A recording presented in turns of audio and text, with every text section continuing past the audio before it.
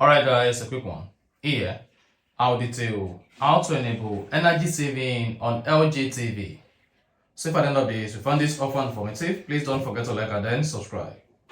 Now, if your LG TV is turned off, go ahead and turn on your LG TV.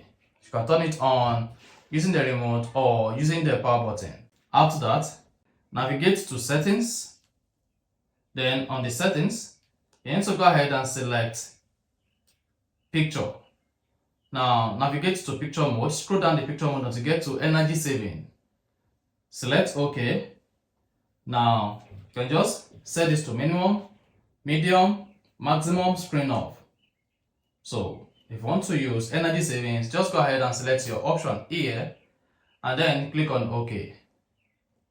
You say this is energy saving. Click on OK again, medium, maximum. So if you want your screen to off after 3 seconds, just set this to screen off, and after 3 seconds your LG screen is going to off. And then to turn it off, set this to energy saving off. Click on OK, and that is it. So that's exactly how to enable or turn on energy saving on LG TV. So if you found this offer informative, please don't forget to like and then subscribe.